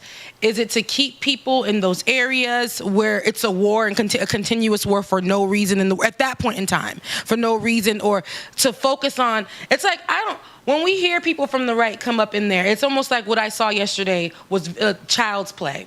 We have this young woman who has a place, of leadership, who takes that moment to heckle at the president of the United States. There are things that I don't agree with for the president of the United States, but it's almost like respect your elders, especially in the room. Somebody is having a conversation, somebody is talking, the leader of the free world, and you feel like you can take a moment and heckle while he's talking, and to make that moment small. That's problematic. Again, there are so many things that I could say I disagree with or agreed with, or whatever the case may be. But I would never, in my life, of all lives, because I probably got about 9 of them, in my life, sit there and heckle the president or heckle any person, who is speaking. I will let you finish. As Kanye West said, I'm going to let you finish, right? I am going to let you finish. And then I'll say my piece. But at a moment like this, a State of the Union address, I think there still needs to be some levels of decorum. Not some levels of decorum from everyone. And after that, you guys can get together, gossip, and do what needs to be done. But you're definitely correct. I wish we had that clip so I could better... Go ahead. But Queen, even beyond that, we're talking about the hallowed halls of this democracy.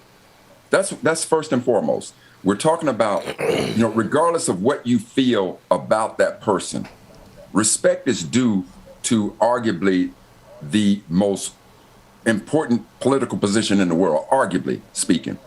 But then third, don't look at him as the president at this precise moment. Look at him as a father talking about the death of his son in service to this nation, And now you choose that moment to show that level of disrespect and insensitivity. I'm saying to you, and you trust and believe me, Queen and DJ and Brother Bones, had I been the man at the Oval Office, I would have put my hand over that mic and I would have been like, you said that about my son? I won't kick Yeah, when you're talking about my kids or my family, then it's just like I need to step out of character for a minute. So I feel like Dr. Max said, you cover that microphone up. Excuse me. Look here, man. Okay. You know he's done it though. You know Joe Biden's. You know he's done it already. He has. You know he said it on the hot mic. He said Michael's hot, and he's so that mic is hot. He's capable of doing it.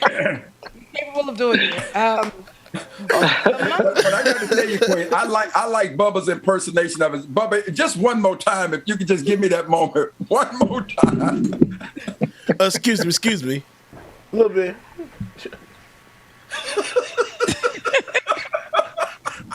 Okay, thank you. My apologies.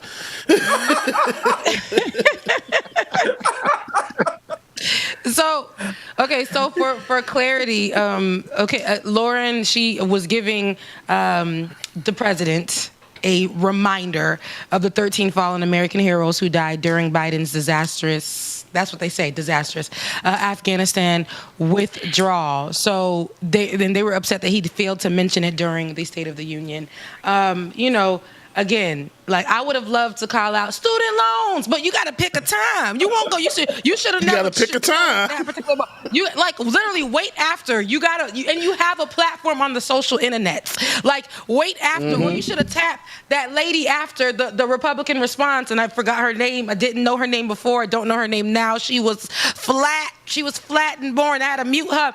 I was trying to listen, but anyways, you should have tapped her to add that to her response. If that was such a thing that was heartbreaking for the Republicans, those 13 people, which nobody should be dying, but let's understand how many people were dying before that withdrawal. But anywho, you should have tapped on that woman to have the response or whatever the case may be. I don't know. I don't like the disrespect. I really don't. Whether or not you support somebody, there should be a level of decorum for the leader of the free world. I don't like that. Absolutely. It's so easy for people to. I feel like they almost diminish the position of the president. You ain't gotta like him. I remember when President Barack Obama. He ain't president no more. It's crazy how that I can never remove that from his name. But when Barack Obama was president, he got heckled a lot. He was disrespected. He was treated disrespectfully for his suits and things like that.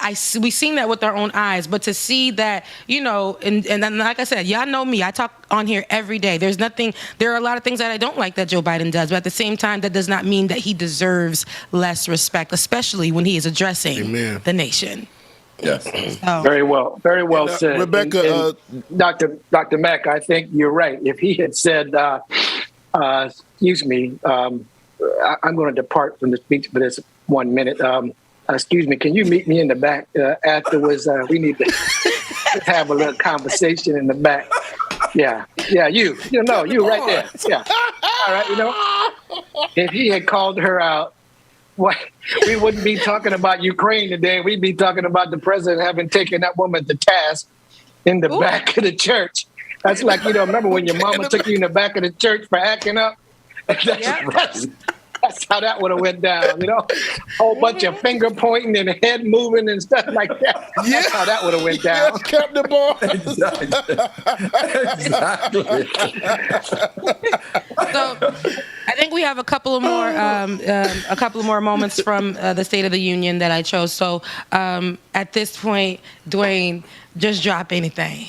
Just drop anything.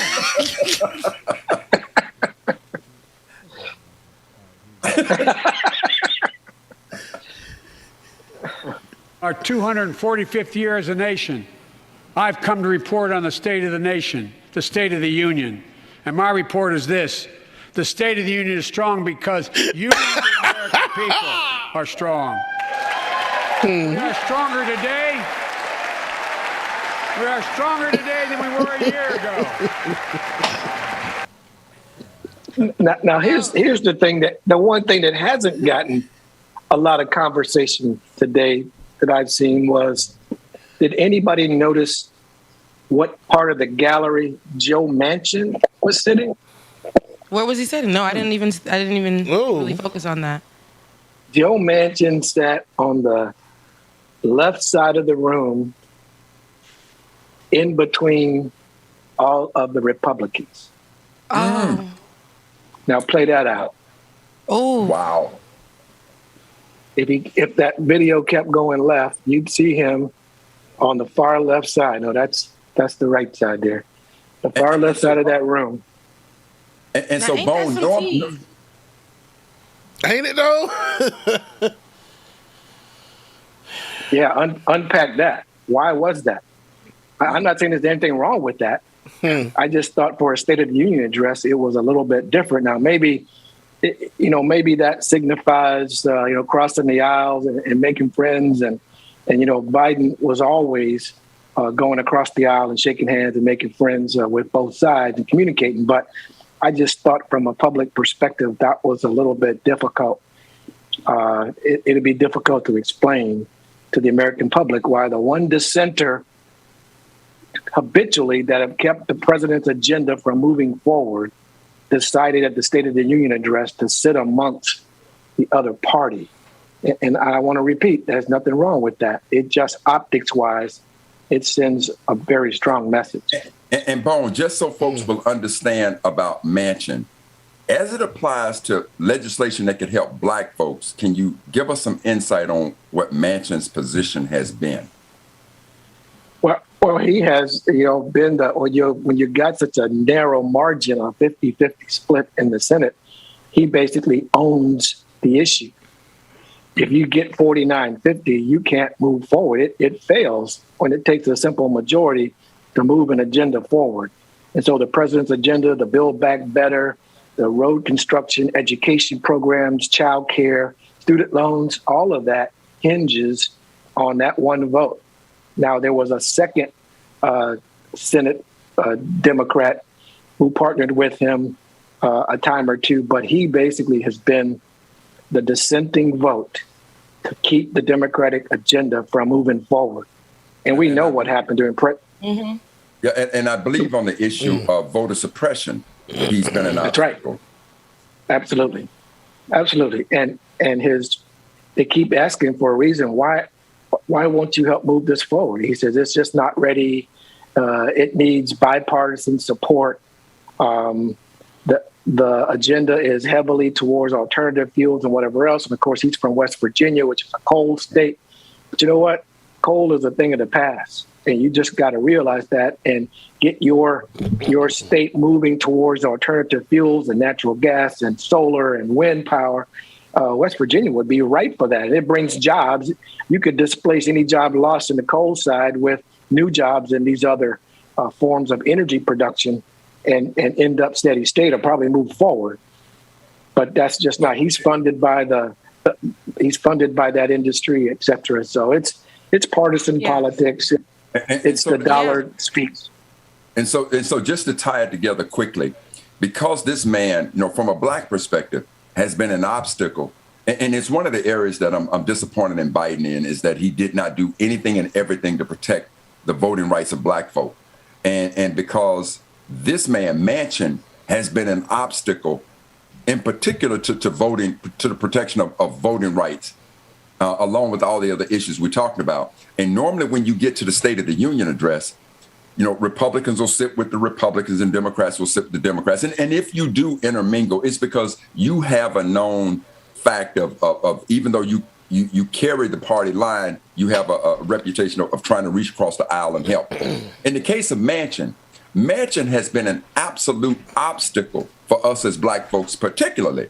And to sit so far over in the left, given his track record, to Bone's point, it was a very telling situation, a very curious situation for him, and based on where he was sitting.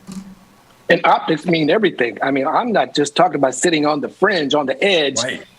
The optics was clearly smack up in the middle. I just thought that was a bad choice. Yeah, I think that's a representation of where he's sided with. We've watched him in many occasions, like you said, not only voter suppression, but even in for wages, things like that. Him and Cinema, to me, they're on the same side of the coin. I know that they want to push the bipartisan conversation, and it would be great if both parties can work together. But for some, no. In reality, that's just not a thing that can happen here, especially here in America with these two parties. And there's nothing in between for them. It's either you are more so on, right-leaning, or you're more so left-leaning. And for some reason for them, it's like Crips and the Bloods. So if you choose to go more towards one side, that means that we will always identify you with that side. It's you're an op. you know what I'm saying? You're an opponent. And so we can't trust you. We cannot trust you. We can't trust what you can do for the people that you said, the constituents that literally put you there, sat you there to assist us and help us. We cannot move forward with that. And we have to be mindful, especially when it's up time for them to continue to sit in these seats, be reelected. We have to watch exactly what they're doing, see how they did not help as they said they would, what they did not push, right? Some of these agendas that they ran off of when it came time to say, hey, remember when you said, they were like, no, my memory is short. I can't remember, and don't remind me, because they're over here shaking hands with the ops. They're over here making plans with the ops. And now we, especially Black people, are having to suffer. Our voting rights are having to suffer. That's a big deal. That is a big deal. Right. So remember what you saw, watch what you saw, and don't forget it when it comes time for re-election. This last clip I wanted to play, I hope that we have it for real, is the Fund the Police conversation. I wanted to have that real quick before we end the show. Let's take a listen on what the President Joe Biden had to say about funding the police once again.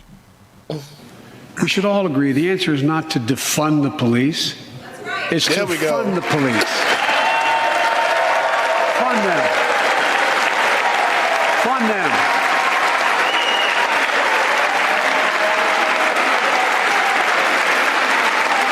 Fund them with resources and training. Resources and training they need to protect our communities. I ask Democrats and Republicans alike to pass my budget and keep our neighborhoods safe.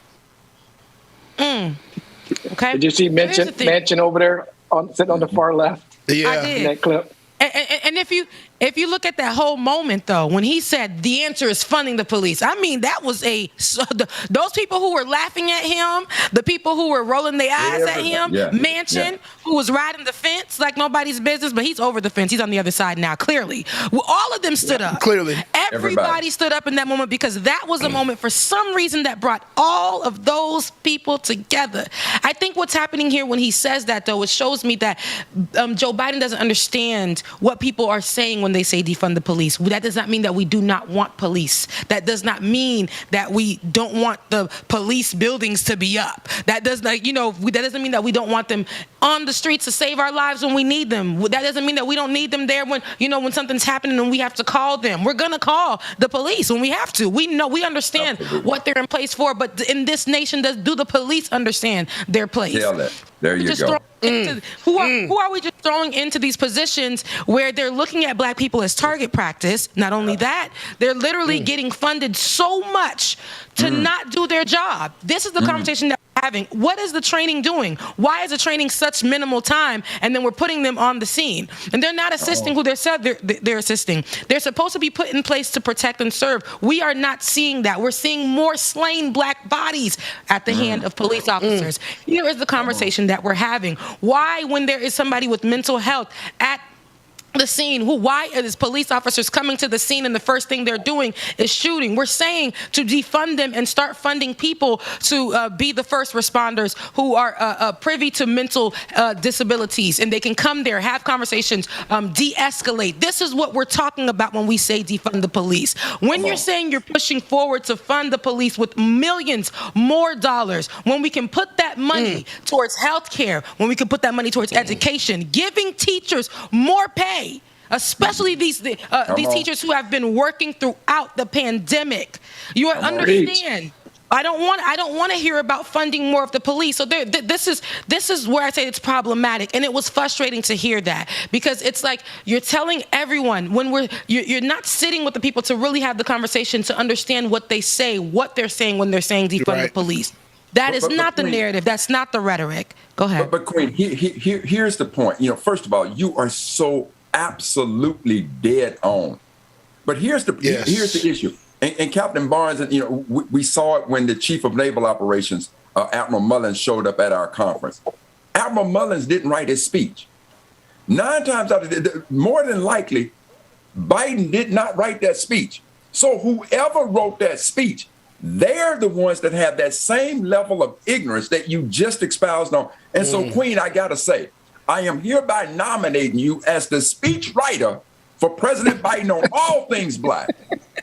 Like it or not. Listen, he would wish. Don't you spend some prolific stuff, Dr. Mack? It's prolific. Yes, like, damn, Rebecca. That's right.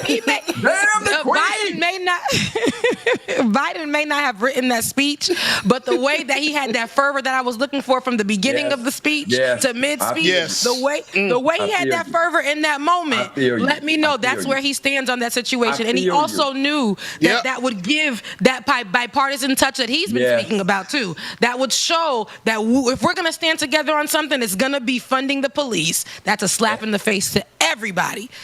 Who has everybody? It almost makes you think that he maybe ain't so apologetic about being a supporter of 3 Strikes You Out. I'm just saying. I tell you what, if he had read that speech the way you just read that, I'd have been standing up on my couch. I'd have been waving my hands over my head and screaming and yelling. Listen, sometimes I would have been all behind it. Yes, don't defund them. Don't defund them. Sometimes it's the ancestors speaking. Y'all would have been my amen corner on the side. Sometimes it's the ancestors speaking through me. I can't control it. Listen, my God! Again, there was so much that happened yesterday within that short amount of time. Again, there were things that he could have touched on that he didn't. There were things that he did touch on that I think were great to hear. Now we're just gonna watch and see what he does. As we have come to a place where. And then also, before we get out of here, we got one more minute. I want to touch on the first thing he said. Last year we weren't able to get together. Now we're able to get together.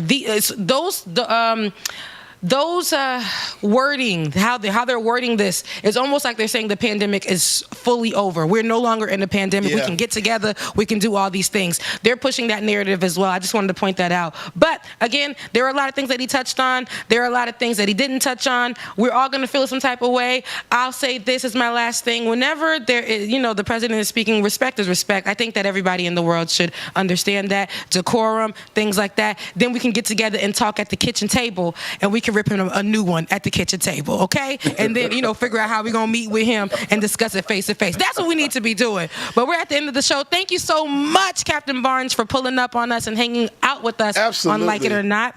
There will be no after party today. We got to have you on again. I like you. I like your spirit. I knew in the beginning the energy was going to be good. Something told me. Especially if Dr. Mack brought you here, I knew it was going to be good. But, no after party today. I have to go back into the corporate world. But Bubba's going to play you guys out a good jam. Thank you so much, Dr. Carl Mack. Love you guys. Always. Before we do get out of here, Captain Barnes, where can they find you? I am BarnesA1 at AOL.com. I'm happy to engage anyone in conversation. It's my pleasure to be here. I'm always going to be right on the 6 of my wingman. I love that. I love that for you guys. All right, y'all. I love you guys. Mean it. Enjoy the rest of your day and happy Tuesday. See you guys tomorrow. It's Wednesday, but it's okay. All right.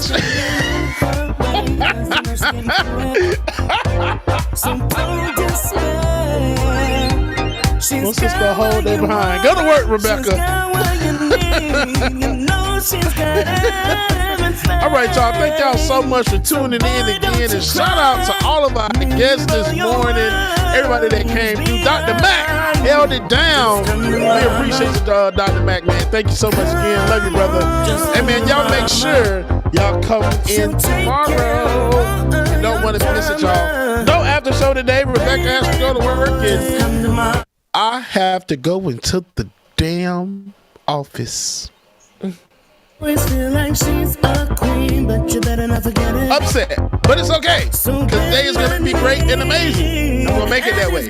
Love y'all, mean it. Your affirmation for today. It's my own affirmation. That's actually a good one. I can do this. That was my affirmation. But your affirmation for today is, I am strong enough to get through anything. I am strong enough to get through anything. Y'all going to be great, man. Love y'all, mean it. Have an awesome, awesome day. And I guess I'll leave y'all with a dad joke more than anything before I get out of here. Let me see. I got What happens if someone slaps you at a high frequency? It hurts. Deuces. It's Ronnie on the line. Yeah, I know she's stressed, but I gotta say that makes me even more impressed. Cause she juggles it all and does it lovingly. And on top of it all, she keeps on loving me. Her eyes, her lips are my desire. She sways her hips and I'm on fire. Yeah, I love her from every angle, but I don't wanna tell her a thing. Just come to mama.